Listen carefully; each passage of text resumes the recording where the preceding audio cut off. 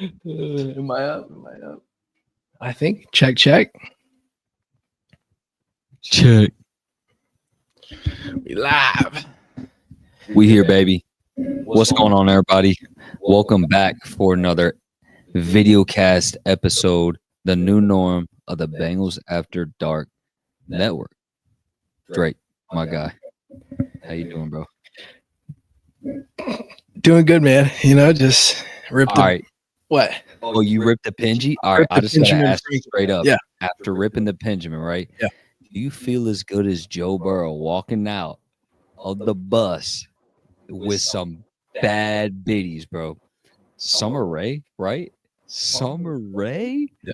Bro, he's about to see some rays of that arse for YouTube. Statement. We can get TMZ on here. Olivia Ponton. Is that how you say it? Ponton. She was the last one that came out. Also, shout out Raising Canes. This is not a paid sponsorship, but Todd Graves came out of the bus too. Who? Wait, who? The CEO of Canes. Wait, what's his name though? Todd Graves. Oh, I thought you said Tom Cruise. I was like, he owns Raising Canes? Yeah, bro. That's a random one. Like, they're eating chicken, they're eating good. Ooh, you know what? Shout out, bro. Not many people love their coleslaw. I love their coleslaw. I don't know how white that makes me or whatever. Getting the bread, getting the fries, getting double fries, whatever. Nonetheless, man, he pulled up with a unique crew. He's getting those summer vibes going right now, bro. Yeah, like I said, he's getting his Infinity Stones. The Infinity Stones. Like, did anybody ever buy that Olivia Ponton, whatever her name is? I don't even know who she is, really. Associate of Mr. Burrow. That she's watching his fucking house, bro. You kidding me? Bro, he's straight squishing. Dog. Like squish, like dog. He's squishing every day, smushing, squeezing, whatever, bro. Like, you're not, you know what I'm saying? She's not watching his house. Summer Rae. Joe's so funny, though, because, like, he's kind of an oddball. Yeah. You know? Like, he was in a long relationship, and we don't know Joe for real, but he seems like a really genuine dude. Like, what's his bag like, you know? Because he was in such a long-term committed relationship. What is Joe Burrow's bag, guys? How did he bag Summer Rae? I don't. I mean, did he bag Summer Rae? Did he? Probably, bro. If he's in the bro, I think Summer Rae would want. Hey, this is if you are a female out there, make sure you subscribe to the Bengals After Dark podcast. We talk about this type of stuff. You know what I'm saying? I'm not gonna lie, this is a bit too much drama for me, bro. I don't really care to talk about all this, but it's just blinker. hitting the blinker, bro. Hitting the blink. That's probably what they were doing back there, bro. Like, they were like that bus, man. They were busy, and Bengals fans were stressing, bro. Respectfully, bro. Bengals fans were stressing. Like that, like spaz girlfriend that like feels like their dude's way too, you know what I'm saying, like way too big time for him. They were stressing, bro. Like, we can have fun with that topic. I had no problem with Joe having a day off from voluntary minicamp in May, bro. And the dude who has never missed a fucking practice outside of having his knee ripped in half and his wrist almost off of his body. Yeah. Outside of that, he doesn't miss nothing. Yeah. And he misses one day of one of the most prestigious events in the world. And fans are panicking? Come on, bro. Yeah, I mean, it's May, right? It's fucking May.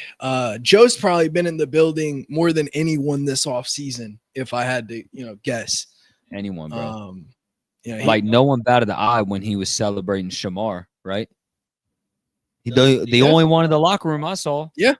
You know, and like, if we would expect anybody to be in there, it would be him, right? Okay. But like, we know how great Joe Burrow is. I think it's so easy for us to almost wait for a shoe to drop. but in the same way, we don't.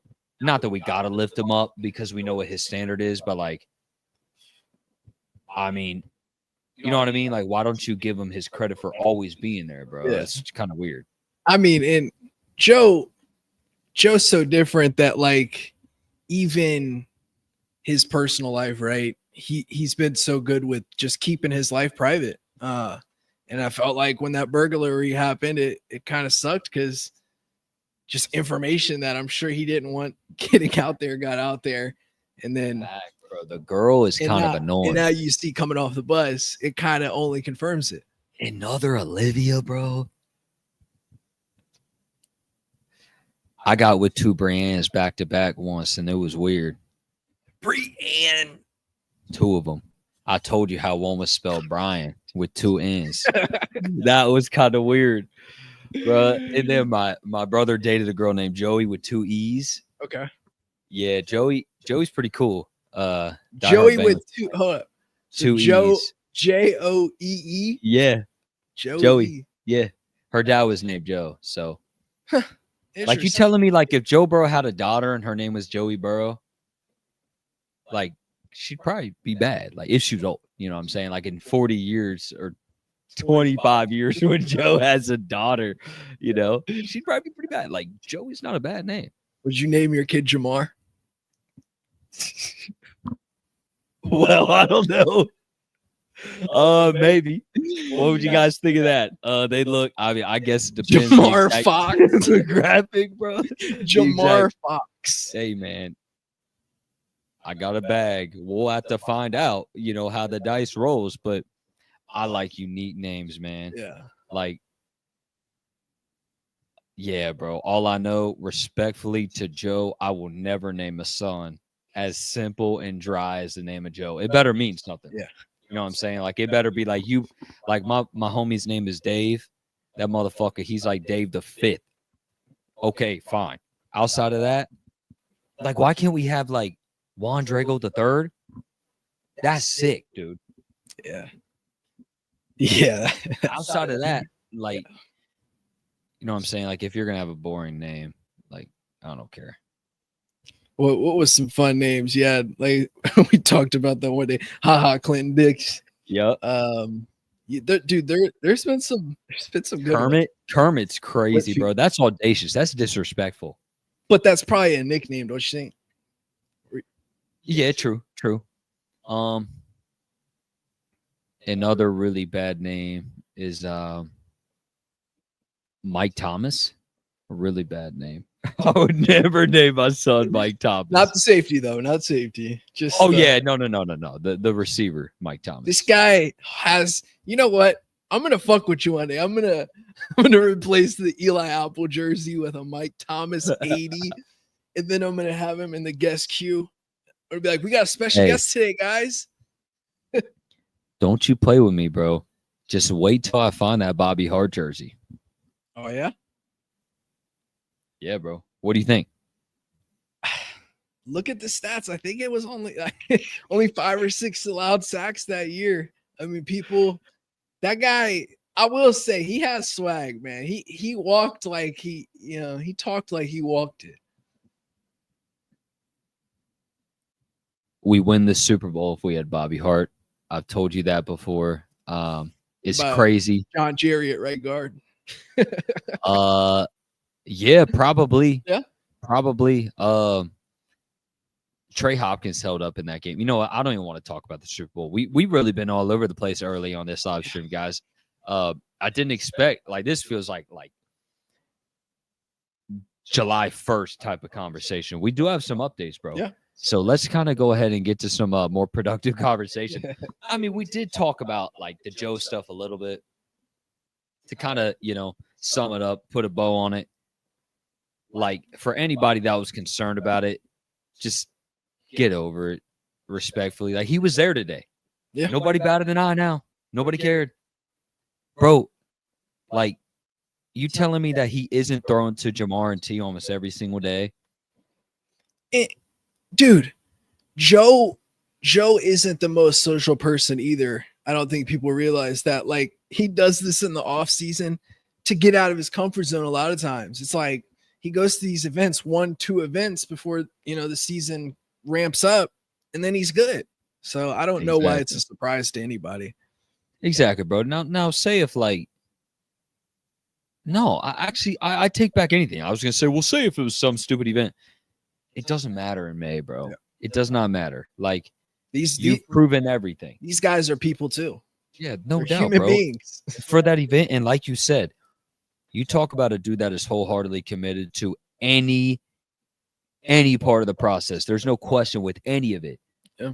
But like, if you simply get invited to the Met Gala, you stop what you're doing. You go to the Met Gala. I'm not a designer wearing person type of guy, all this cool clothing. In fact, I love people. I love my time to myself as well. I don't even know if I'd care to be around them. I would still go because that's a cool experience. So anytime you can wear something crazy and there be a reason, that you don't look insane and everybody else looks insane too. Well, Joe was pretty clean though. Joe came in pretty clean. Right. He didn't wear nothing too crazy. How about this? Like a fan, like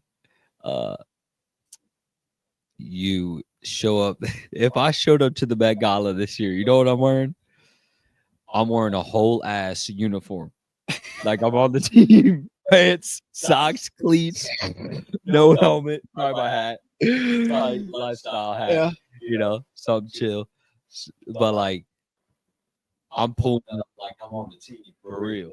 They say, "Oh, you think you're on the team? Look at me, bro. I am on the fucking team." You know what I would do? I would do something similar to you, but I would head to toe, even pants.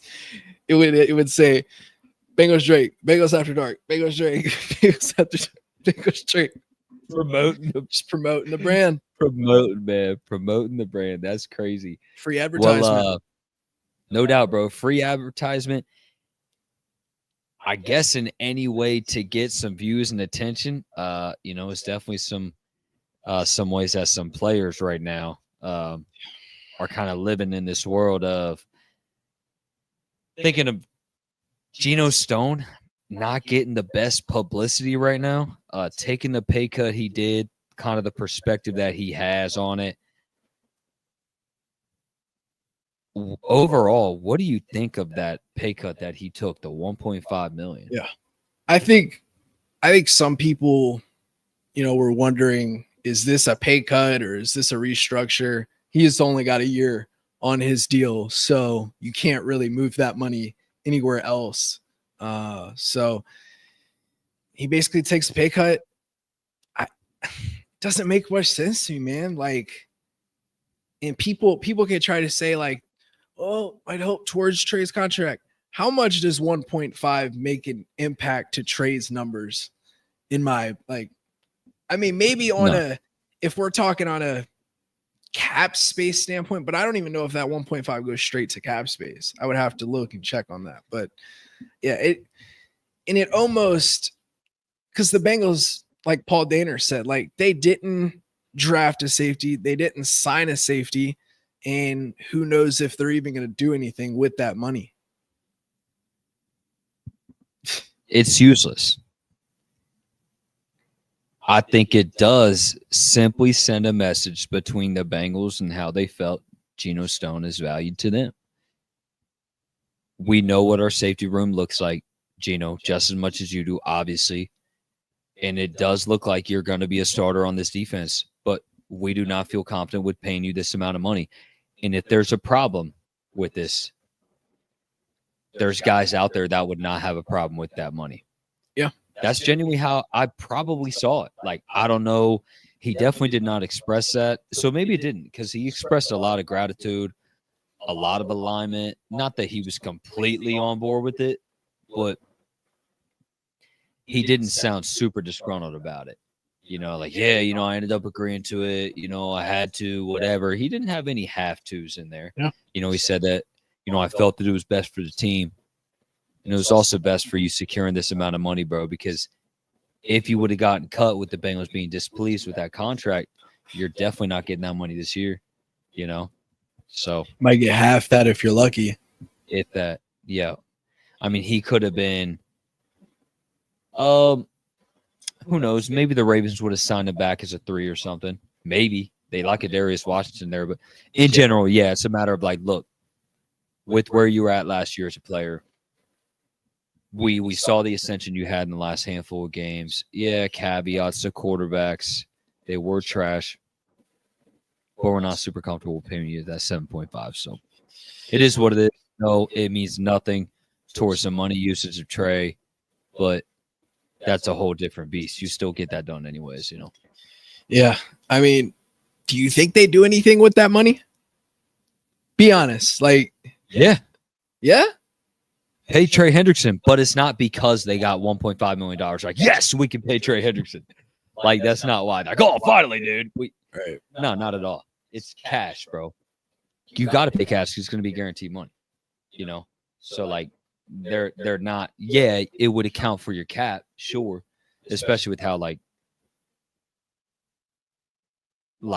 obvious the Bengals have been with their cap usage this year. And they're not stretching anything, sure.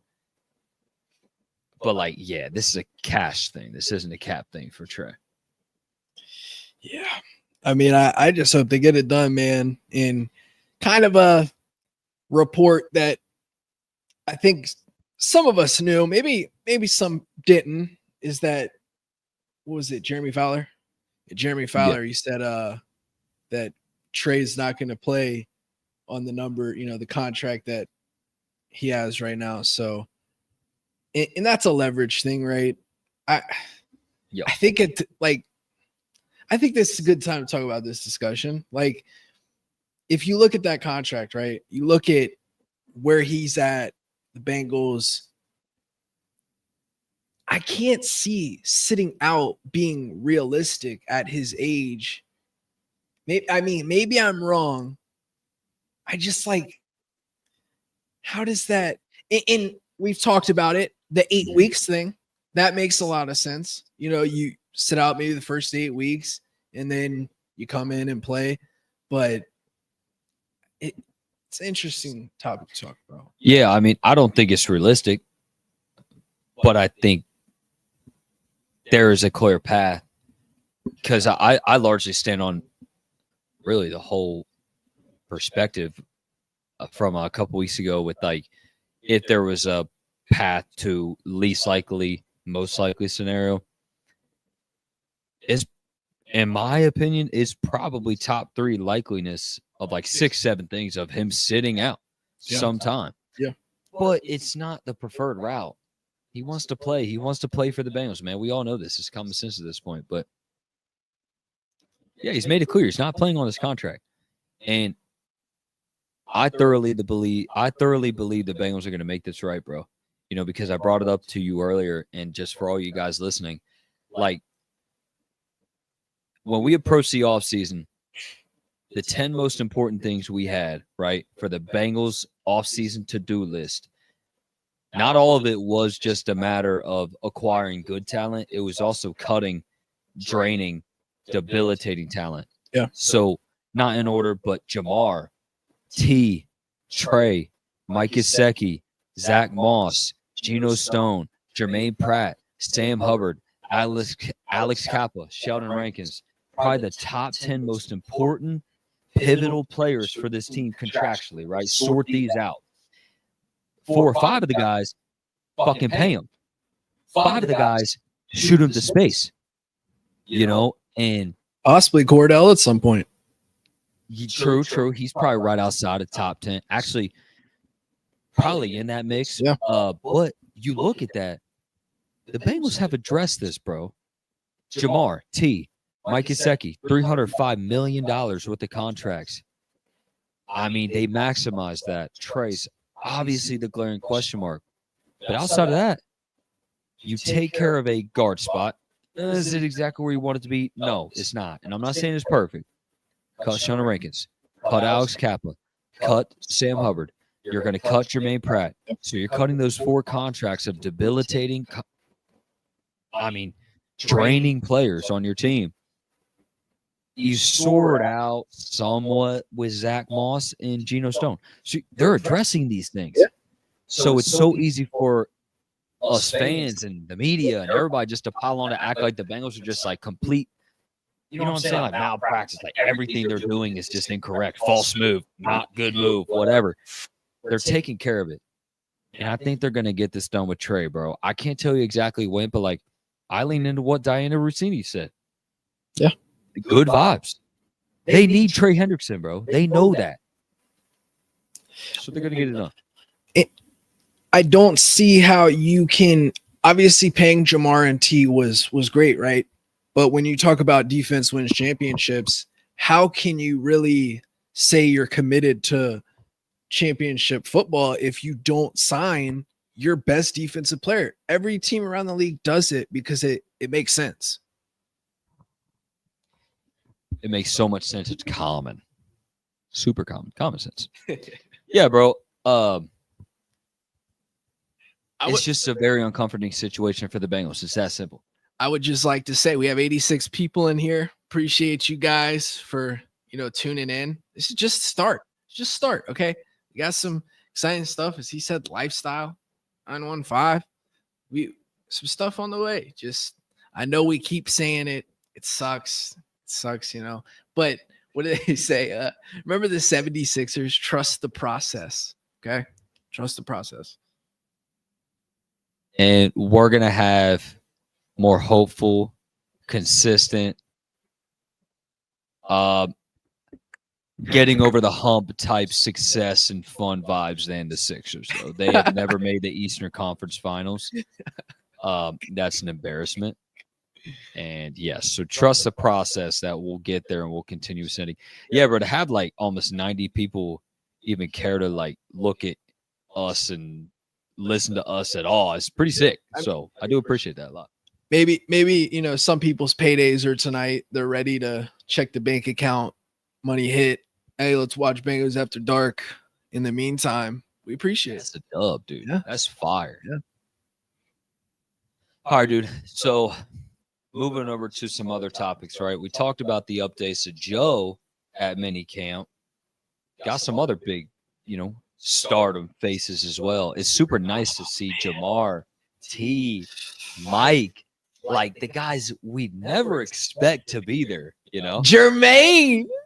Yeah. That's right, bro. Jermaine Burton, man. Hey. We room for you, boy. We room for you. You know what, bro? You guys that have been listening for a while, I'm sure every single one of you guys that are in here right now, you loyal viewers, have been loyal listeners. The Jermaine Burton hype a year ago was crazy. And I'm not going to lie. I have been on the waves of like me too vibes with Jermaine, right? And for a lot of you guys, probably every single one of you guys, right? But you kind of react to it differently. Like we've been disappointed with Jermaine, But like, man, we're suckers for hope, bro. When we see this, we want to continue to see more from that. And then you get your hope up again, whatever. I hope it's consistent, man. And I think it's a little different. I can't really compare, what has happened with Jermaine and this guy. But remember Tyler Boyd earlier in his career, like it was a little slow for him. I mean, maybe not as slow as Jermaine. It's a little hard, like I says, but I felt like that one year where, Boyd was just bad, bro, drops year after year. And then it was funny that off season, dude, he was like partying like no other, right? Everybody's like, dude, you need to be in the lab working. Dude came next year, dropped a K. So it's like, I really hope that Jermaine, we can, cause bro, like, could you imagine, bro? We already got Jamar and T locked in. Like Jermaine on a solid 3 years, bro. On a rookie contract? It's so loaded. I know. I don't want to think too far ahead of myself because he has everything to prove. But like talent wise, it's too loaded. It's too congested. It's offloaded talent type stuff, But we're not going to worry about that. But like, yeah, dude, it is super exciting, and I will never give up on the talent that Jermaine Burton is, and just it's like 40 yards per catch right now, dating back. It did go. Low It did go down those past few catches because Okay. he had 8 yards, 9 yards, 7 yards, 6. You know what I'm saying? But yeah, outside of that, bro, crazy numbers. And yeah, man, like this is the only thing you can do, right? The only thing you can do is to be consistent. Yeah. You know, for those that don't want to give him credit, and I get it. Not that we're trying to champion him now. Absolutely not. We're not here to give 8th place trophies, but like from where you were, your floor being so low, the only thing you can do, you know, is to continue to be available, man. Your best ability is availability to your job and your field. You know, you got to be available when it comes to trust in the moment, what he wasn't able to execute upon, you know. And guys like him, Andre, who were, you know, who dethroned his job deservedly so last year. So, yeah, man, I mean, continue to be there and continue to elevate, bro. So I text you. I don't think I got an answer from you. You saw some of the clips from the Bengals social media. Dude, like, maybe it's just me. Maybe I'm tripping. It's May, I know. But, bro, it seemed like there was a different type of intensity. Offensive line and, like, the drills. It just felt like maybe I'm tripping. Okay, maybe it's May. But, like, I never saw an offensive line drill where, you know, you're carrying the guy. I don't think Frank ever did that. I love it. He did. I'm be straight up. There's a very small part of me that didn't respond for that reason because I don't think it's a big deal. But I was also crazy busy with work, man. Always grinding, just like those guys going hard, busy at work. Yeah, you know, like just be a psycho every day in the best way, bro. Like that's all we could ask for from him. I think Frank was an intense dude. I think he was. It's just like you can be intense and you can have all the energy and all the intent. Yeah. But like if you don't got the game, man, if you don't got that factor, if you don't have that raw skill that's better than the rest, the fundamentals to teach your guys to master their craft and to become elevated above the others, it doesn't matter. So yeah, you love to see what you're seeing right now. Scott Peters looks like, I mean, he looks better than all the O-linemen, even though they're probably bigger than him. Dude, that dude's got to be pushing like 250. Dude, he's insane. I think that's what got me pumped up was just seeing like, whoa, dude, no Diddy, bro. No diddler. Listen, man. No Jay-Z. Don't strike us, YouTube. Come on now. Facts. Yeah, man. Like, that's what you want to see, you know? Does it matter? No, it doesn't at all. You know, you could be asked, like, you know, we remember how intense Alex Redmond was. And these guys that were, Bobby Hart was a psychopath. He was so bad, you know? So you can walk around like you got the juice. Let's see. You know, but that juice can be bad. It can be sour. So at the end of the day, like, it's fine, you know? Life on the line, okay? You life on the line, Myles Garrett, okay? You gotta win, you gotta get a first down. What, bro? John Jerry at left tackle or Bobby Hart. Who you taking? Because John Jerry was taking some reps out there at left tackle. Bobby at left tackle, though? I think so. I think Taking John. Bobby, raw, sheer athleticism, quick feet, twitchy feet, strong lower body. Oh my god. His shape was so funny, bro. You're straight loafing out of his pants, bro. Out of his jersey flapping, bro. Like, tuck your shit in. I mean, we'd be cooked either way, bro. I'm not getting a first down. Bro, Myles Garrett runs faster than me. And he weighs 100 pounds more. Like, I'm dying. Actually, nah, you know what? Yeah, he totally runs the 4.5, bro. Like, I'm gonna look that up right now. I will say I don't want to do this to you. Your RAS was just a little bit more than the 400-pound player. What do you mean? The Florida dude? Yeah. Wait, he had his RAS come out? It was like 1 point something. Okay, and you know what was 10 out of 10? The weight.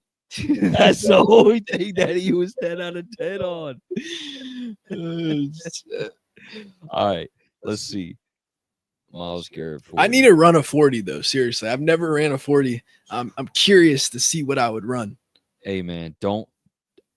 Oh my gosh, he ran a 4.62.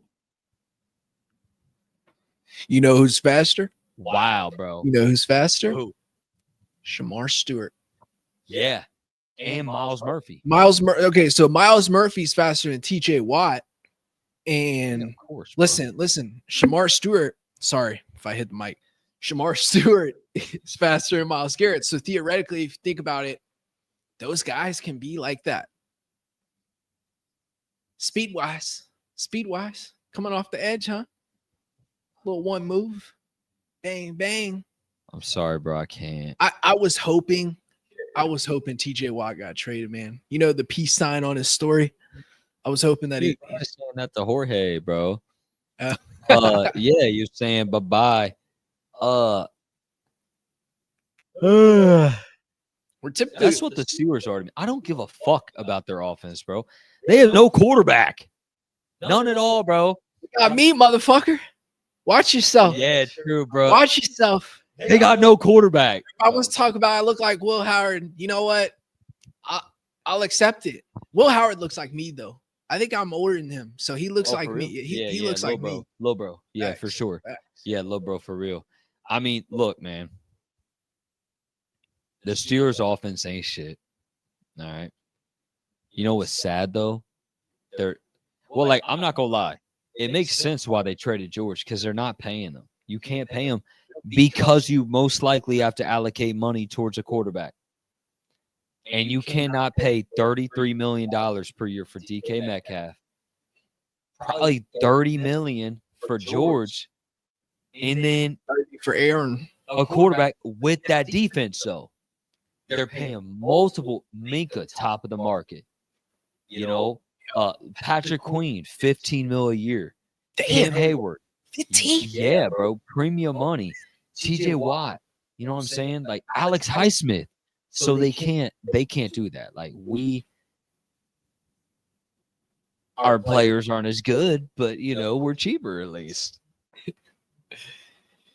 Yeah, I mean, if I had to look before the draft, we had the least. We were, I think, 31st or 32nd in offensive line spending. I assume we are still at that rank, probably at the guard position last. We were probably paying a total of like $5 million. $5 million to guards altogether, and like 8 dudes. Cody Ford, straight up, bro. Shout out Cody Ford. Man. Not Cordell Wilson, bro. Shit, Cordell getting a little bag this year. That's a huge thing for Cordell, guys. Like, that's going to be a really fun topic to talk about. Like, I'm really tempted to like run through it all tonight about what these rookie impacts could have for the 2025 season. But like, we have so much time to talk about it. Jalen Rivers, bro, could be a really interesting one at the other guard spot. So kind of bringing that up with Cordell, he's not making the team. I don't see it. Yeah. I don't see it. You can get cheaper and simply get better talent and better production. Like, because he's not your long-term answer, in my opinion. You want to get younger either way. You know, so it just doesn't make sense for him to be on the roster. That's almost $4 million, bro, because he earned it snap-wise. And if you think about Jermaine, that's almost 10 million right there. And just fucking those two guys, 9 million. Crazy, bro. But $10 million. I know, right? I didn't even think about that. But that is what's crazy about Cordell today, I kind of felt bad. I wanted to tweet it out. I didn't though. Did you see the picture the Bengals posted? He was like leading the huddle. And I was like, who's gonna tell, bro? Who's gonna tell, bro? Unemployment line on 3. 1, 2, 3. Him and Jermaine Pratt both celebrating. Jermaine Pratt was not there today. Oh yeah, he's not on the team, dude. I'd be pissed if I watched. He's only. Oh, dude, bro. Like, I'd be like the Arthur meme, just like showing the fucking fist like clenched. I mean, he knew he was done, bro. He's not coming back. and he's probably going with Lou, bro. Like it just makes sense. Or Oakland Raider. It seems like a lot of times guys. Could, yeah. I say Oakland, Las Yeah, Vegas. nah, I'm still tempted. Shout to out do that Oakland. too. I miss Oakland. I miss San Diego. Call me an old head, bro. I miss St. Louis. Redskins. The Redskins. Oh, dude, you know what? They're always going to be referred to as the Redskins, man. Like fuck the commies, bro. Fuck everything commie wise. Fuck the communists. Fuck everybody, bro. Fuck the commanders, bro. Fuck the commanders. Everything. We are bro. not a politically steered view channel. Please refrain from B-Thang's comments. Back to the episode. Hey man, hey, all of them could get the fucking jokes, bro. I could care less. But yeah, man. So kind of think with some of the news, like we ran through the situation with Gino. We ran through the situation with Joe. Kind of talked about the updates with some of the guys being there with OTAs. I mean, it's fun to see the guys there right now, always trying to get that work in.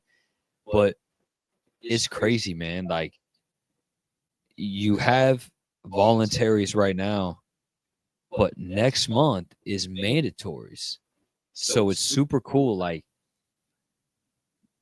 we're next week. What next week?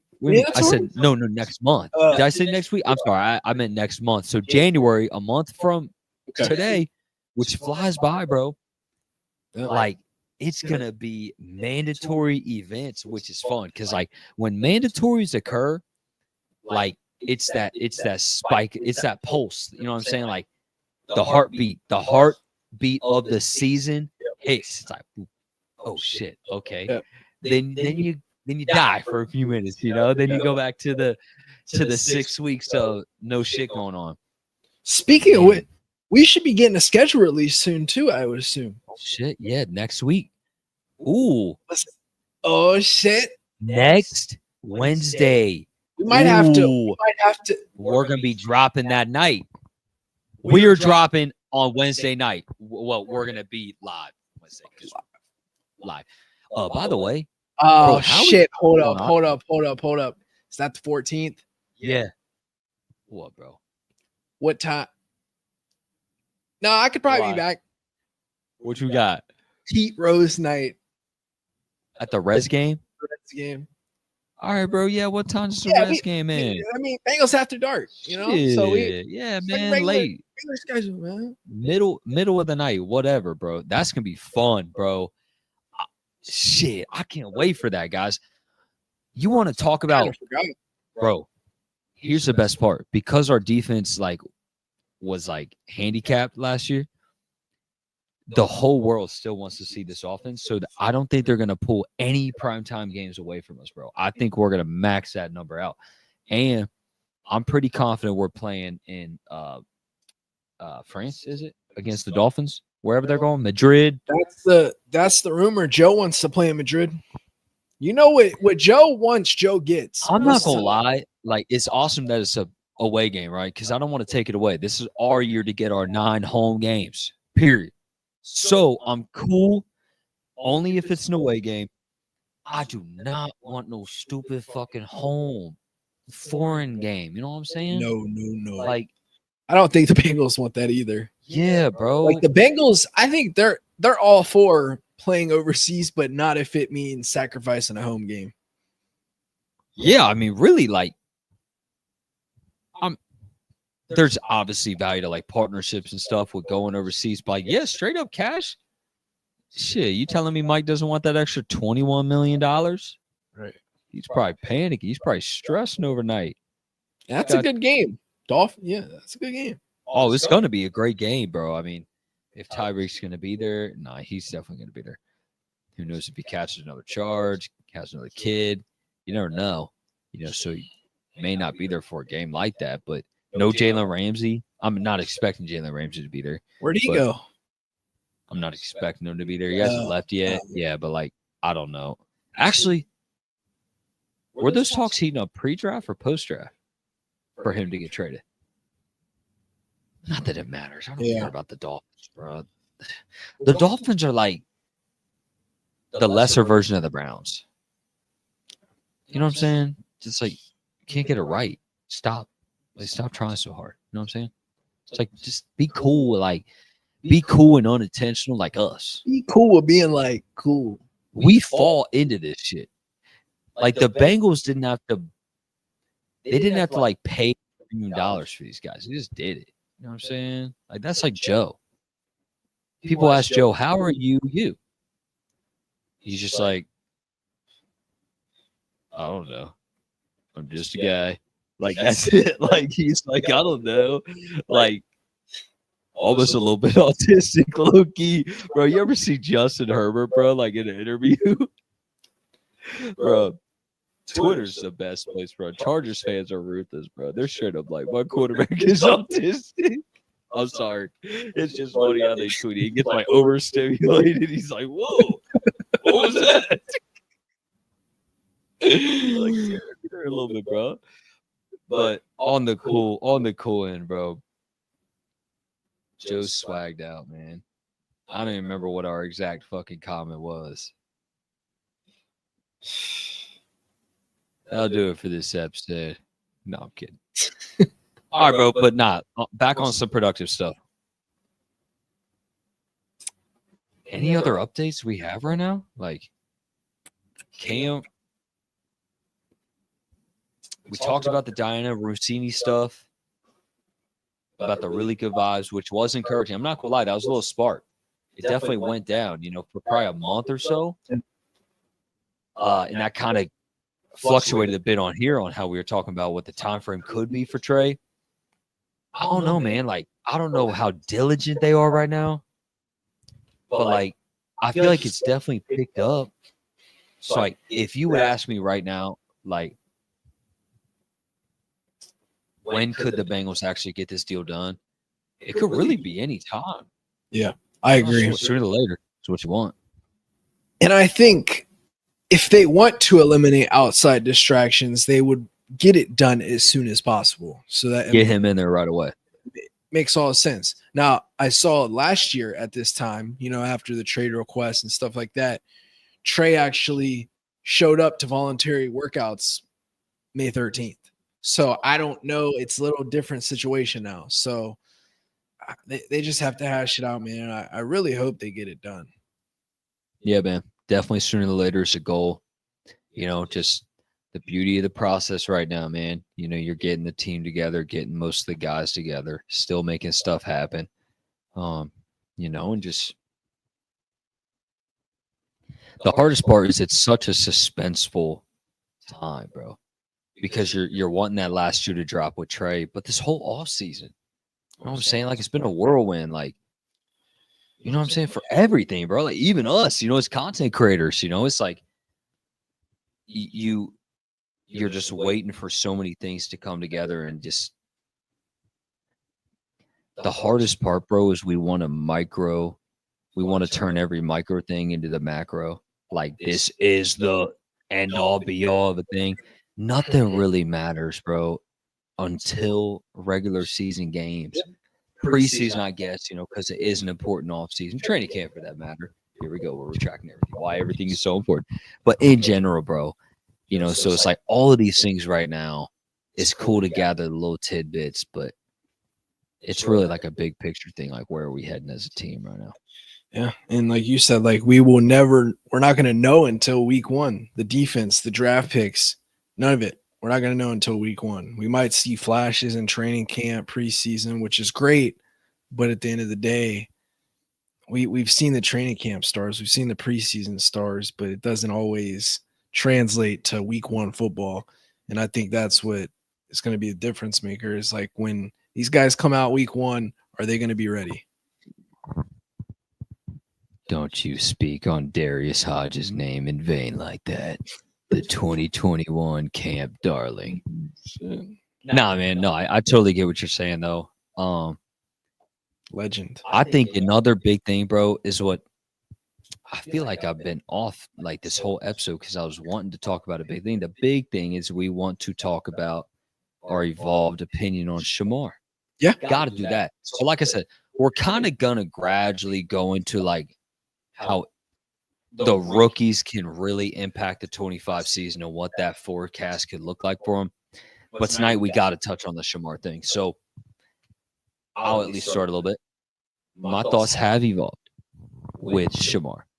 So I think a big thing is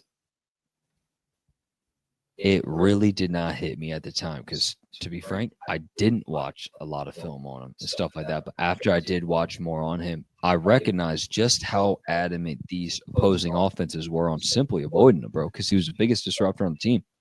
And it's so hard to get true pass blocking reps and pass sets as a rusher in college, bro. So many teams are predicated towards building off the run, Yeah. even more so than the NFL. So those stats are skewed. The scheme wasn't completely in his favor, but still it doesn't deviate from what we've talked about. You got to get sacks, bro. You telling me Will Anderson was 2 years ago wasn't schemed against in big games? He was. He made it happen. You know, you tell me Kayvon Thibodeau wasn't schemed against, some premium edge rushers coming out, they still made it happen. But I'm still definitely pretty stoked with it, man. The speed, the athleticism, just the sheer strength, bro. He's super strong.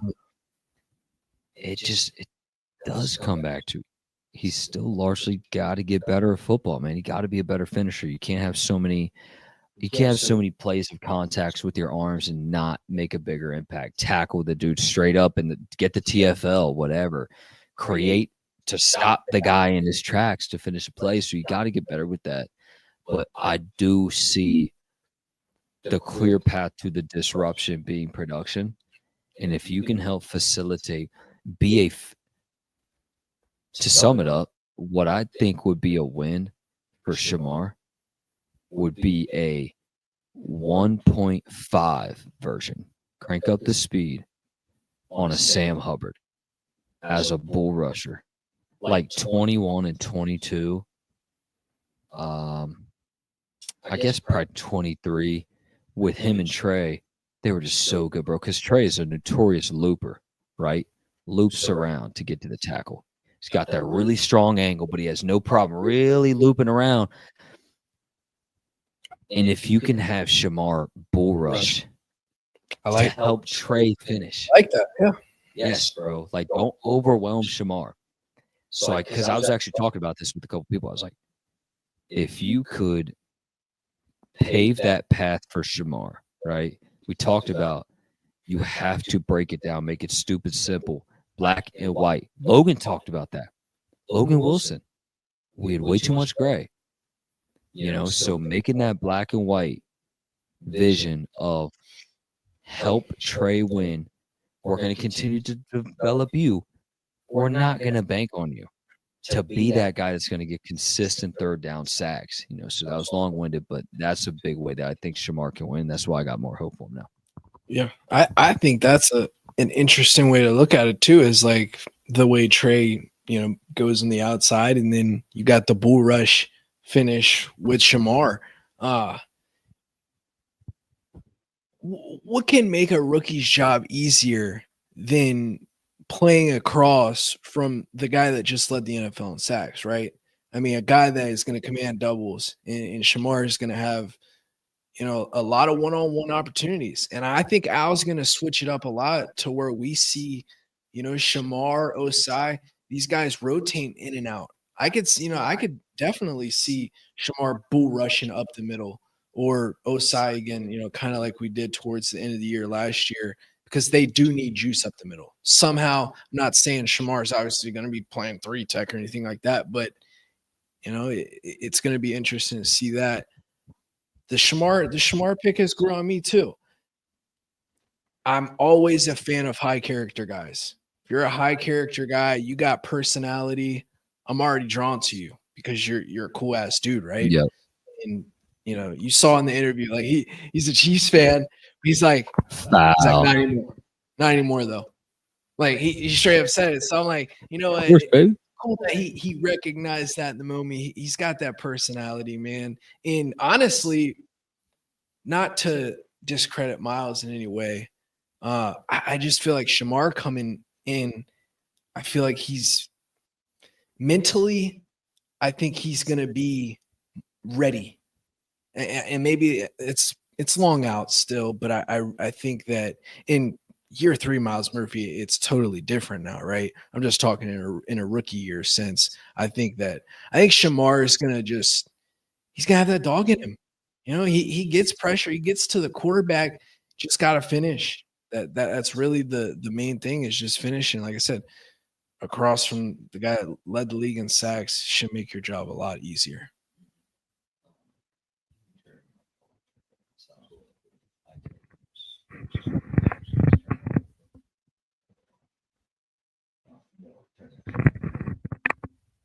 Sorry, guys. Sorting out Drake's mic here. I got my earbud in, guys, to make sure that the sound can stay more quality. All right. So I'm like the audio guy now. Yeah. What about now? Crisp? Fire. Mine was getting a little echoey. I turned it off. I mean, shout out to this guy. Look at the setup. Shout out to B Things Construction. Set up this right here. Also, true. Again, shout out Dylan Snyder, Jungle Street for that flag. You made that happen, bro. Come on. Yeah, beautiful. So shout out to you. Shout out to you. Thanks. Yeah, man. So, obviously we're making it happen, man. And with the same thing with Shamar, I agree. So, like, the most impactful way, the most powerful lesson that this entire franchise learned was that the implications you can have if you want to try to over complex things. Complexity is the enemy of execution. Almost everywhere you look, you just hear it more emphasized from these players talking about how it was way too complex last year. So focusing on developing these young players to have that simple role that I think can work so well, bro. Like, not that Shamar shouldn't prioritize creating for himself. Absolutely do so. But help lean into the unequivocal, more consistent than everybody else winner in Trey Hendrickson to end drives with sacks.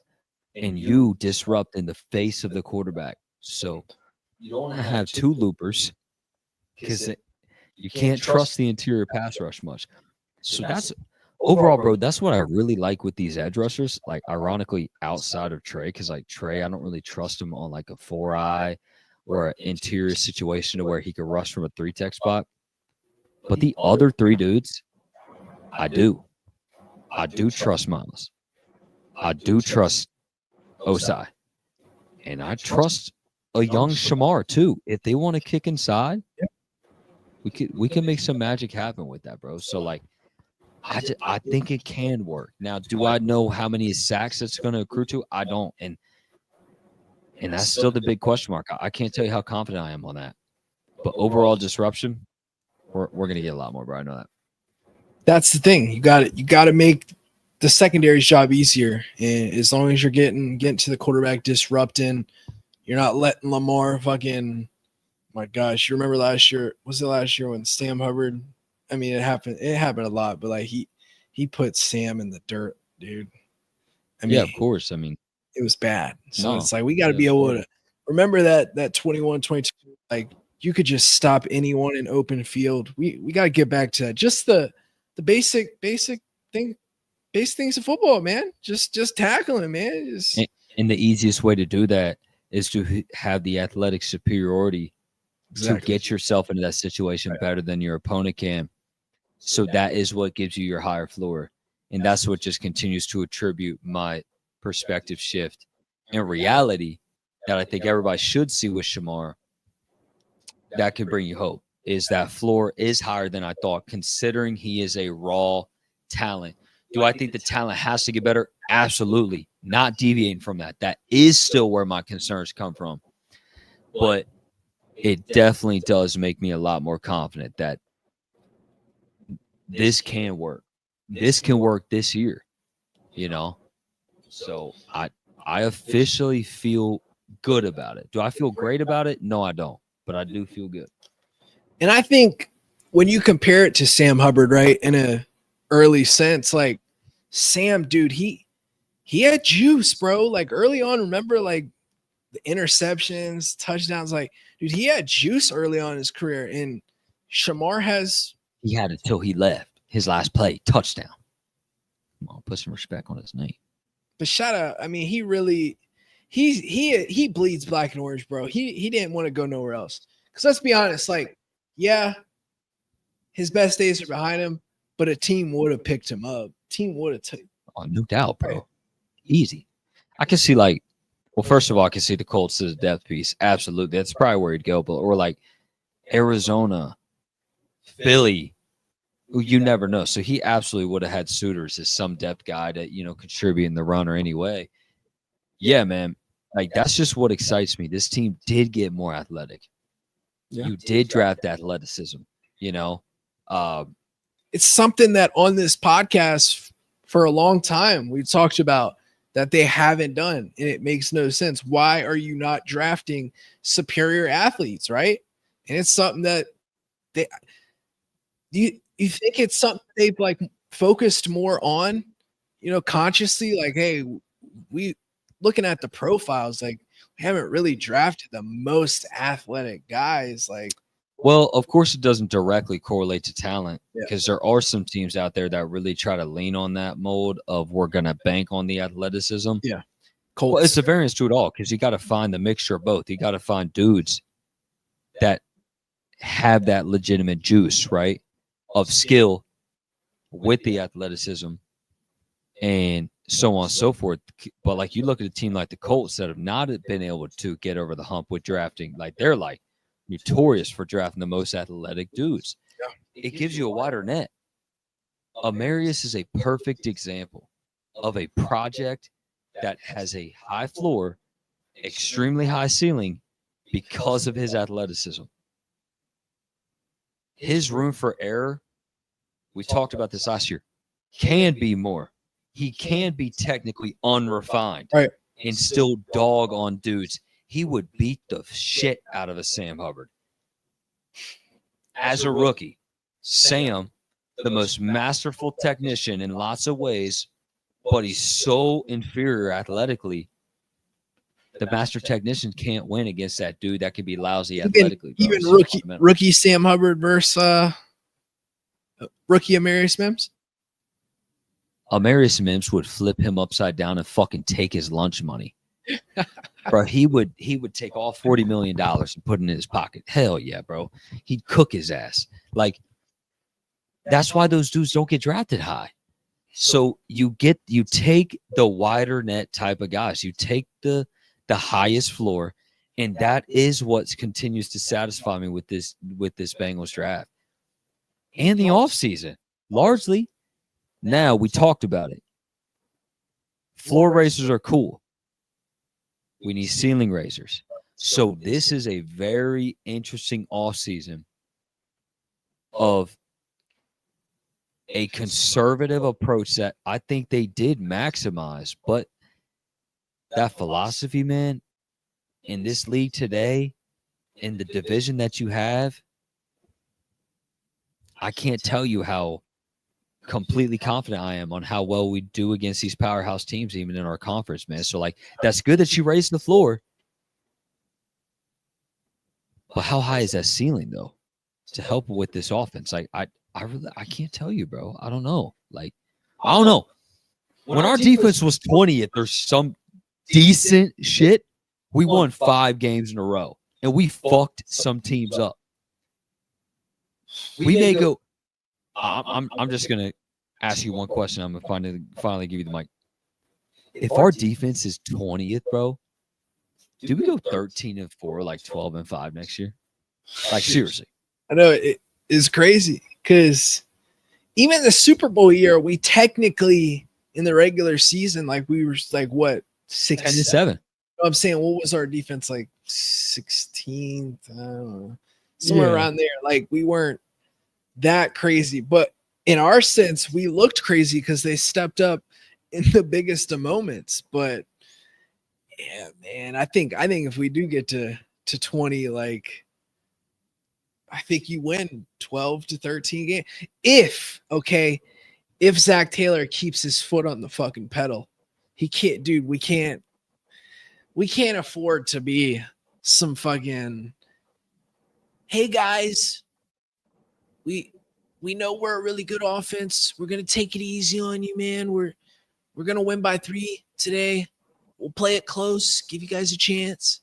I mean, you know that's what he does, bro. It's in his DNA to be conservative like that, or like commendable, respectable of the game. That's fine, but I really do think Dan Pitcher has provided another element of juice and pedal to the fucking metal energy, bro. So I could not be. Actually, I could be a bit more excited for this offense. If we had a proven, etched in guard at both spots right now, I literally could not be more. It would be impossible for me to more confident about this offense right now. Like you said, Jalen Rivers. Like if Jalen Rivers, who you said played all 5 positions, if he can settle in at right guard, hey, buddy, that's your job. There you go. His athleticism, bro, his flexibility, his fluidity in his hips, bro, for that size. That's what's so nice with tackles when they operate in that open space like that.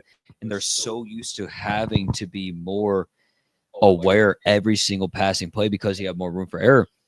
Moving to guard is a lot easier of a transition. So that is what's sneaky with him, bro. He's a very good pass blocker. He's very good with getting up to the next level. He's a mauler, dude. Yeah. He's aggressive after the whistle. And like I said, he's got that speed and athleticism as a tackle to get off the edge. If you can work like that in line in the phone booth with even a more athletic dude alongside of you, and then a technical master in Ted Karras, bro, like, dude, guys. I mean, Jalen Rivers and Dylan Fairchild may be your starting guards in 25. I'm serious.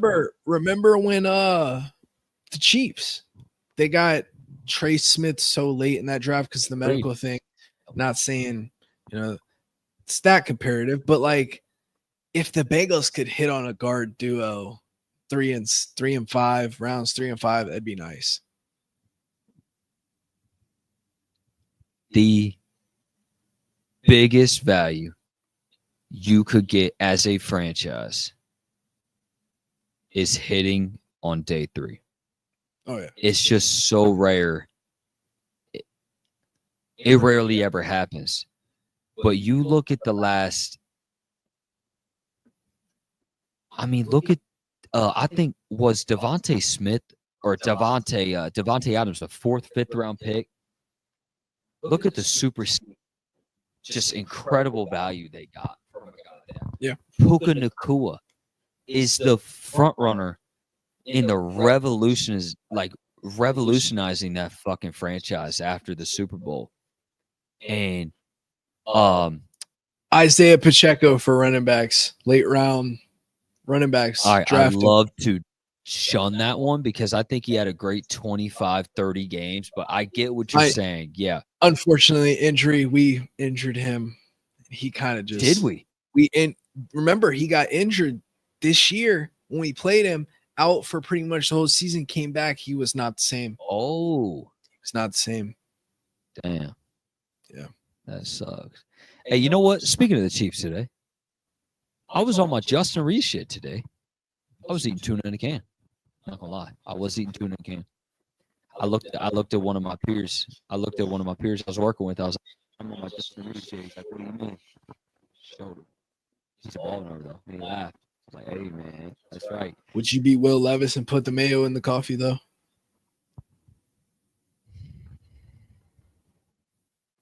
And you could choose Hellman's or Miracle Whip. You could choose. Me as a white man with motion does not condone this behavior that this foul, grown-ass adult in Will Levis committed. I will never, ever do something like that, all right? I am a law-abiding citizen. That should be illegal. That's disgusting. That's eggs. Eggs and oil is what makes mayonnaise. And you put that shit in coffee, he deserves what he's deserved. He deserves what he's gotten in this league because of that. Sorry, bro. I'm sorry. It's unfortunate. It's an unfortunate set of events. You got Cam Ward out there. You got, you know, Gia Duddy out there with all the defensive linemen at the nightclub in Nashville. How disrespectful, bro. I mean, it's That is crazy. Imagine like I'd be fucked up. imagine our defensive lineman out with Olivia Halsmacher, bro. I would be like, bro, we're not winning the Super Bowl. Oh, wait, so we're correlation. Well, we're good. It's like team chemistry, bro. That's so fucked. Like you guys are brothers in the locker room, right? Straight At the up, end bro. of the day, and it's like you can't be doing that, bro. You can't be doing that. Who was it in the NBA who did that? Who did it? Someone did that. Or is it D'Angelo Russell? Nick Young. D'Angelo Russell told on him though. Who Damn. He told. I'm telling. was it? Nick Young and D'Angelo told on him. Yeah, I think. Yeah, or was Kelly Oubre in the mix or something? I think he may have done something too. I don't know. Mess with a Kardashian. Yeah. Oh, no disrespect, Dude, I think we gotta mention that, bro. You bring up the Kardashians, guys. This is crazy. Somebody follows Drake, and it blew our minds. We typically don't really care about who follows. No big deal. Whatever. Shit's been close to a year now. Scott Disick, Kourtney Kardashian's, Chloe, Kim, Courtney, I think. Yeah, Courtney. Kim, Kourtney. Okay, I don't keep up with the fucking Kardashians. I don't keep up with the Kardashians. So I think there's a show called Keep Up. I don't. Too busy balling. I think they're just called the Kardashians. Okay, but whatever it is, bro, for him to follow you is crazy, bro. 29 million followers he has, and he follows 200 people and follows Drake. Like, guys, I was going down his follower list, like, check mark, Kardashian, Drake, Kardashian, Bengals, Drake, the Bengals, Drake. It was crazy. That's a good flex, man. I mean, it's a nice flex. I had a few people hit me up. They're like, bro, why does Scott Disick follow you? Like, we message him for? I'm like, no. You're like, I'm fucking a funny story. I told B Thanks this. I swiped up on his story because he posting all his nice supercars. I'm like, hey man, let me get one. And I put just kidding. He read it. He didn't unfollow me. So still what tall. A nice floor. We're still tall. Don't unfollow me. He didn't. I didn't tell him. I didn't tell him that. Today. I'm just saying, please don't unfollow me just to get unfollowed now. Be like, hey man, you want to come on the Bengals After Dark podcast? He's gonna unfollow. You know what? No. You know what? You should ask him. Yeah. And then you should tell him. Should we, guys? Nah, actually, you don't have to tell him this, but hopefully he's taking the sense of like, you know what? This guy is so fucking stupid to think I'd say yes. I respect it. He's so confident, right? He's so confident to ask me. I may say yes. I don't even know what I'd say to him. Like, I don't know what he's doing. Like, is Scott Disick a Bengals fan? I don't know. He doesn't follow any football pages, any NFL pages, none of that. So, do you know ball, Scott? Who is Andre Yosevach? I'm asking him that. Yeah. And then I'm going to ask him, who's Jalen Rivers? I no idea, bro. Yeah, like he just goes through RES scores, bro. That's like what's her name? London. Is it London Tipton? Remember the girl off Sweet Life, Zach and Cody? Is that her actual name? It is. Was that her show? Was that her show name? London Tipton. It's Brenna's song, and she's actually married to Macaulay Culkin. Who? She's actually married to Macaulay Culkin as a kid with. Oh, Macaulay? Yeah. Joe Burrow. Oh shit! No way. Yay me, bro. She knows so much ball. Yeah. Holy shit, bro. She was going in about the Rams issues, but she's a Rams fan, which is fucking gay. So. Oh yeah, because I saw there was like a reaction to her at the game, and she's like fucking going crazy, and then you got Macaulay's like. She's like, bro, we need We need interior pressure at the 3 tech, at the 5. Yeah, Macaulay Culkin. I don't even know. That's a Home Alone dude. What does he even do? Does he do anything? I mean, he was a great childhood actor, and yeah. So he's not doing shit now. So he ain't on shit for real. Nah, but his brother actually is pretty good. He's in a few shows. That's pretty good. All right. Yeah, his brother is kind of doing his thing. It's kind of his brother's time now. I gotta tell you something, bro. I don't watch movies. Love it. I love movies. Ray Donovan right now, y'all. Oh, movies are dope. Like shows.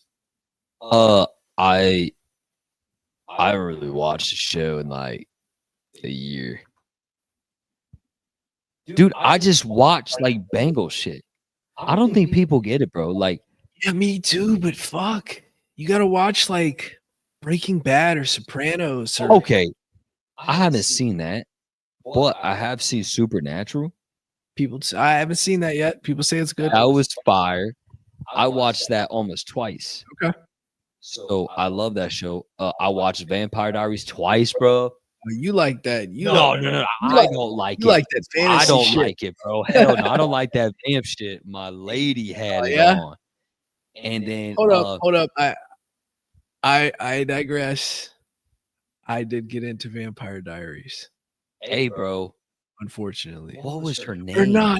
Is that the one where there's the mystery killer? Or no, what was that one? The mystery killer, where there was like a group of girls and this motherfucker was going around killing people.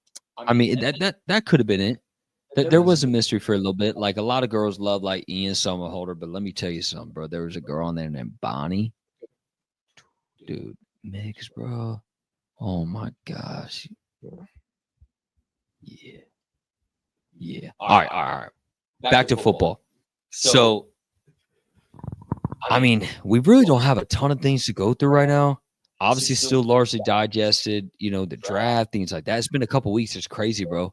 2 weeks tomorrow, is what started it kind of has felt like a whirlwind the past 2 weeks, because like you get so much buildup to talk about how great the NFL offseason is. You don't have much of a down period at all to prepare for free agency, but then you prepare for the draft.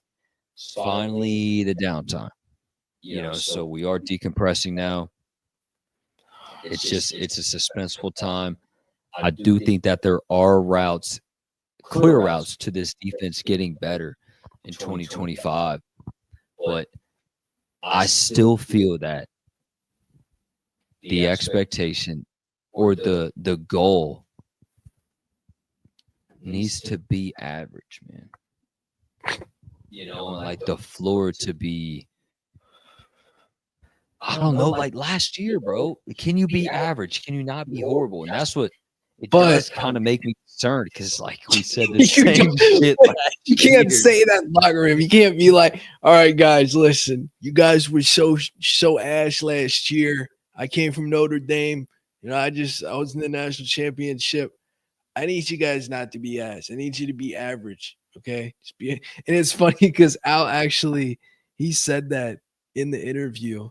He was like, yeah, we just need to hover around, the middle of the pack. Something along the lines of that. I'm not quoting word for word, but I mean, yeah, he was being honest, bro. You gotta be like, I don't know how to be real. And that's what's great about coaches, right? Because coaches are all different. It's about how you teach it and stuff like that. It's going to be so interesting to see how they try to do that, because you got to have some type of motto. You can't be like, be average. Let's be mid. Let's be mid today. Let's be mid. Oh man, no. You got to instill greatness in their minds, and maybe they'll get to the middle of the pack. How about that? Were you looking at Sam Hubbard last year and saying, I expect greatness out of you? Talking about Sam Hubbard, like a guy, not to hate on him, guy stuck in the mud, right? Every play. I'm not trying to be like stuck in the mud every play.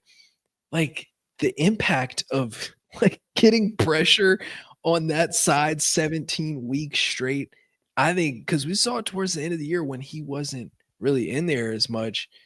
Like, man, we were getting after the quarterback more pressures, and it helped out the secondary. Even though Cy mentioned it, it's like we We really bought in towards the end of the year. It's thing like how were guys not bought in comes down to coaching. They got a lot of that, change. Jerry Montgomery out there with the defensive lineman today. Same with Scott Peters. I love it. It's like a new regime in the trenches. Oh yeah, for real. I mean, that's exactly what you need. Is so. Yeah, bro. I feel good. Like you think about year 2 guys too. Like McKinley Jackson's been an underrated dude. Yeah. Like that no one's talked about that can provide some value. And let me say this: not really a big numbers guy, right? In college as a nose tackle, but he provided a lot of explosiveness in his rookie year. Bro. Dude, he is quick for a nose tackle for a big boy, man. Dude, remember that Tennessee game, bro? He was the one. I cannot believe. Holy shit, that was where Jordan fumbled the ball early, and it was a touchback when he was running the back for the tutty. You remember that? That was McKinley blew up that play so quick. He forced the ball out of the running back's hand, like right after he got the snap. That's how quick he was off the ball, bro. That's the most underrated play of McKinley, and like he's an interesting name that no one has talked about this offseason. Oh yeah, and it is a bummer. Like you look at the depth chart, it's gonna be tough for him to get a ton of snaps. What's up? Get McKinley on.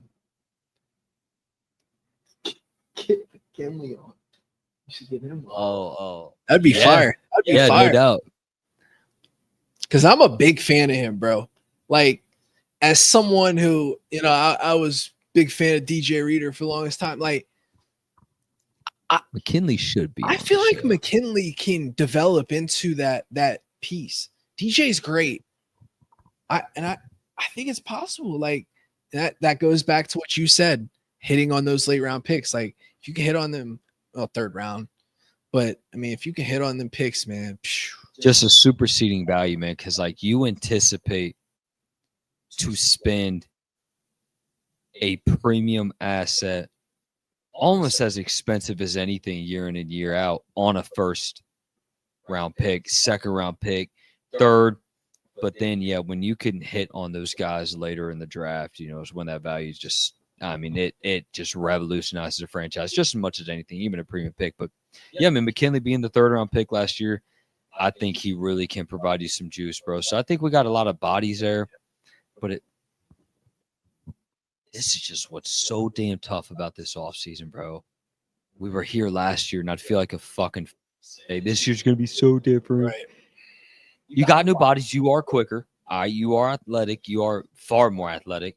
So, I mean, so much more athletic, bro. Like, I'm actually talking myself into the hype right now. Like, you look at the positions that were least athletic last year, right? Edge rush 2, linebacker, guards, defensive tackle. Unfortunately, Sheldon wasn't that high, was he? He was actually very high. Yeah, I think he was like 9'5", something like that. Oh, damn. But you didn't get more explosive on the D line. If anything, I mean, you could bank on the year 2 ascension of Chris Jenkins, whatever, and get some support from the other edge rushers we talked about that could work in some unique packages. But outside that, you didn't really address that.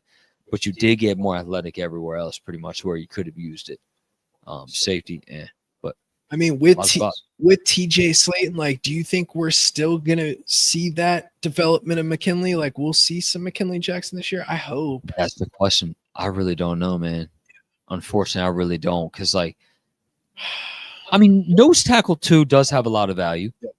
I mean, we saw plenty of Josh Tupou throughout the years, but like, that's kind of the realm you're talking, bro. Because you got a lot of juice as like competent run stoppers that are bigger at the edge rush position that can play that 5 tech, which is, alongside the tackle spot where you're rushing and in the run game, gap discipline. All of our edge rushers can do that outside of Trey, ironically, who's just not dependable in the run game, but you got to keep him out there because he's such a capacitor. But all those guys can do that, and they're quicker than you. So McKinley, I mean, if he shows I don't know, bro. He does have some explosiveness as well. So I don't know. He's an interesting one, bro. A part of me talks myself into like, could he play at, 2-eye, 4-eye? Can he start to line up a bit more outside to where he can be more valuable? That's the simple thing I'll say right there. If Al can trust him to line up further away from the ball, you can get on the field more. Your ceiling is capped, dude, to like here. If you're just a backup to TJ Slate, Exactly. Period. Right. Which I mean, Yeah. Let's hope that Jermaine does take a step, right? But let's just be realistic with what we've seen so far. The general trajectory of progress for Jermaine Burton is not like you're not banking on some crazy production this year. If McKinnon also capped 2 third-round picks, you would dud. You're already capping the other first-round pick from 2023. Like Miles Murphy is capped, period. Zach Carter was another third-round pick wasted. Look at this. I want to like say, like, I want to call him a terrorist, but I feel like YouTube could, ban that. Like Al Qaeda member terrorism. He was horrible, bro. Like not worse than Ogbuehi though. Ogbuehi was terrorist. Okay. Yeah, sure. Because Ogbuehi was the only dude in command you hoped for as a starting and job. he didn't. Zach he, Carter didn't never he looked at his quarterback on the ground, didn't help him up. Remember that, Andy Dalton? No, actually, I don't remember that, Drake. Because I tried to flush it from my mind. Why do you have to remind me? Yeah. Nah, bro. I don't want to think back on those times. I don't want to think back on Zach Carter. I don't want to have to think back on Lawrence Guy.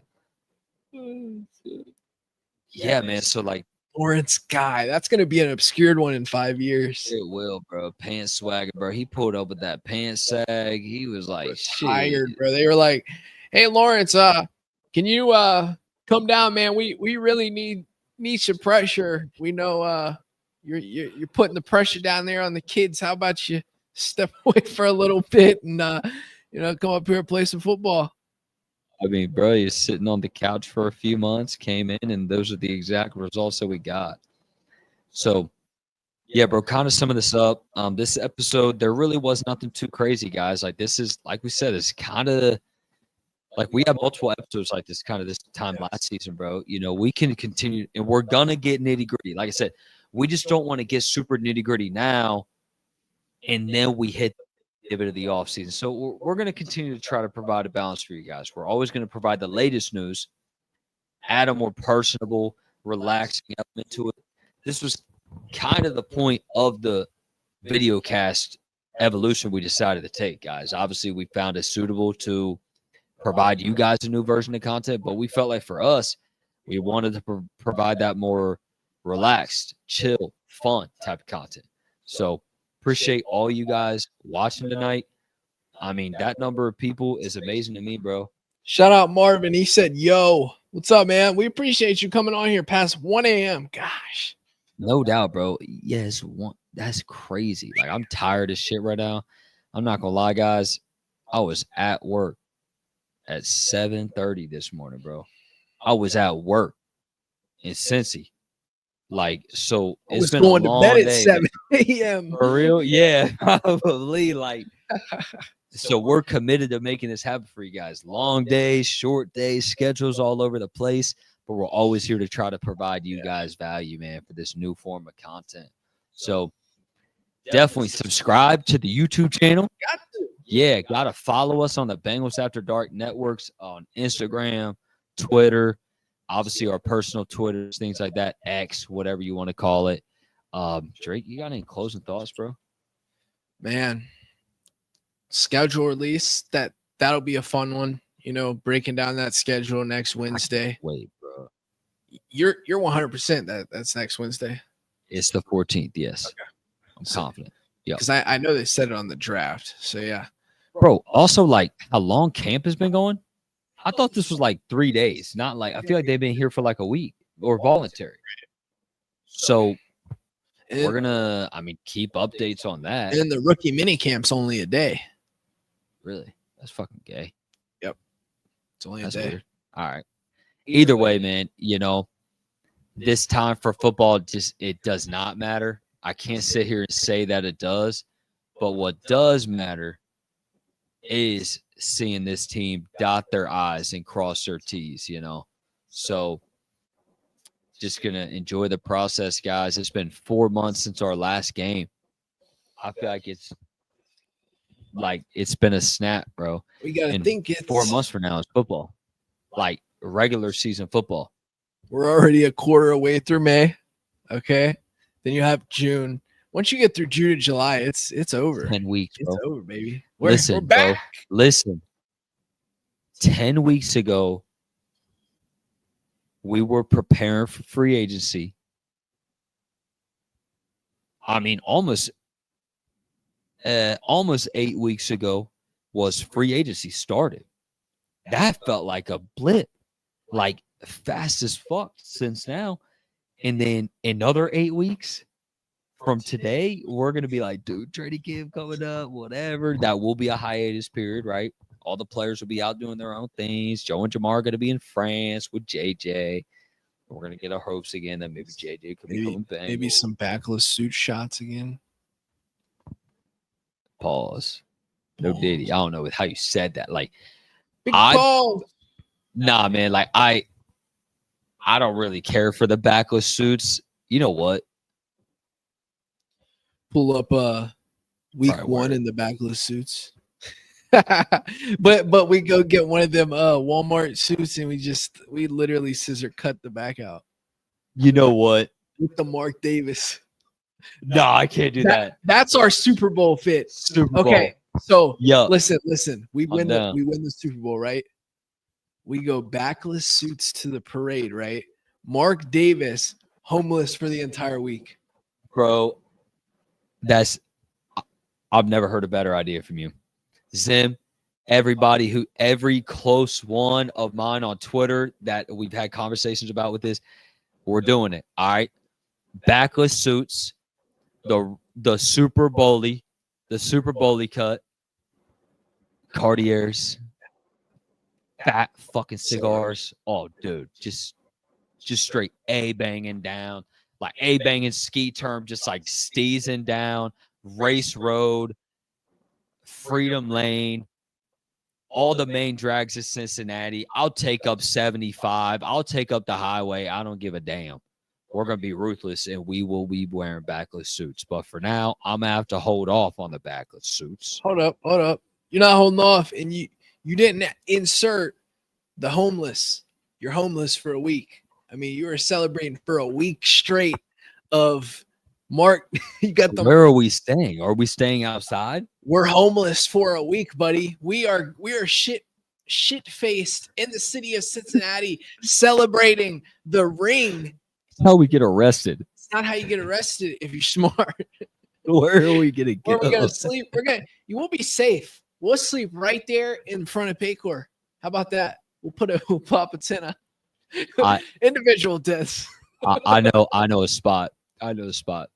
But dude, like right near I'm not staying under the fucking bridge where the tailgates are.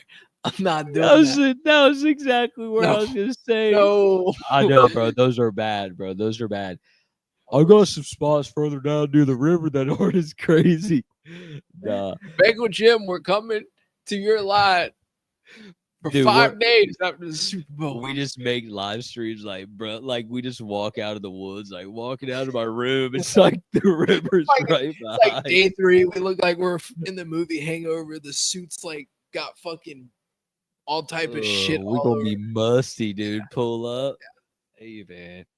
Go get That's wild. Get a stick of deodorant at the gas station. Fine. Yeah, no, we're good, bro. Yeah, we're gonna figure it out, But before we know it, bro, that's gonna be back. So I can't wait. Next week, it will begin to feel a bit more real. We'll get the schedule, some more hype, and some more fun conversations. Sorry, guys. Like I said, I know this episode tonight wasn't super eventful, didn't have a ton of stuff going on. Can't wait for more of that actual big information, bro. So it's gonna be fun, man. I'm looking forward to it. I mean, it's just gonna be interesting to see who we get week 1, week 2, kind of just blueprinting the thought process of who you're going to play early on in the season. And man, I wouldn't be surprised if schedule makers, because we know how the Bengals have been right in recency early in the season, it would be the NFL's thing to give them 2 powerhouse games right out the gate. I wish we played the Eagles this year, bro. Me too. Imagine if we had the away game, week 1, first game of the year in Philly. Tough. Yeah, that would be tough. It would be really tough. We're probably losing. I'm not gonna lie. I'm sorry right now with how our current roster's looking with our defense. I don't know, but yeah, bro. Like I'd love to have an early season banger. I do not want. Do we play the Chiefs this year? That's fucking gay. But we played the Bills. If they have us play the Bills the first 4 weeks, bro, don't ever fucking have a early season AFC rivalry like that again. Don't do it, bro. Like, oh, I want to play the Chiefs early. Why? The suspense at the end of the season for a major game like that is the best, bro. Like that, we get another chance. We're going to play the Bills on Monday night, Drake. And it's going to be in Cincinnati, isn't it? Are we playing the Bills in Cincy? I'm looking right now.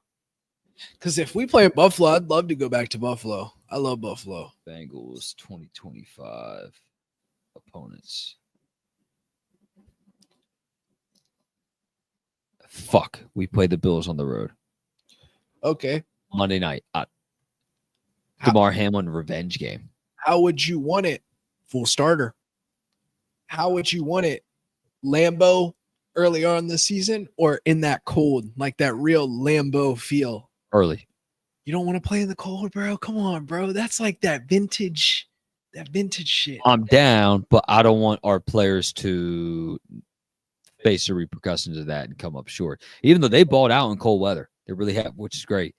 But I don't know, man. I'd be nervous. I'd want to make sure, you know what I'm saying? Like, but I guess in the same way with Buffalo.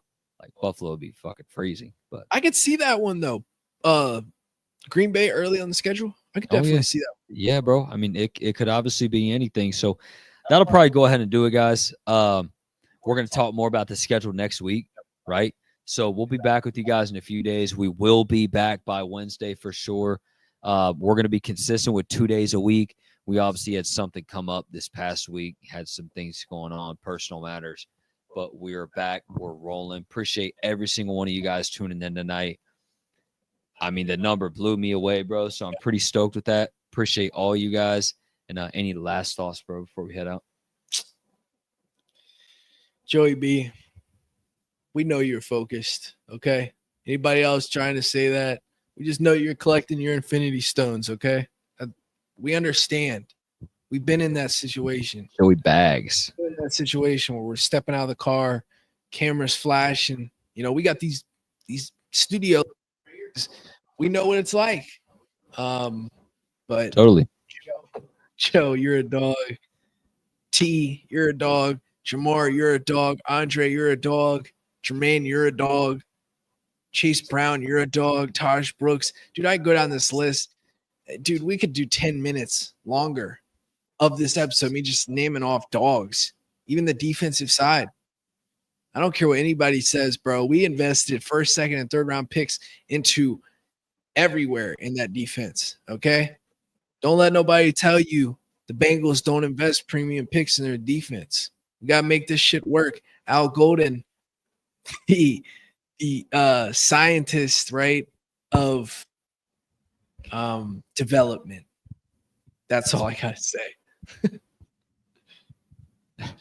Let's hope so, bro. I'm so tired. I'm so tired, man. I'm so tired of We got the suspense, bro. Like 4 in the last minute. Nah, for sure. All right. I've asked you a couple times any final things, then we just continue to drag on with something else. So that will do it. Appreciate you guys for tuning in into this video cast of the Bengals After Dark show. See y'all later. Peace.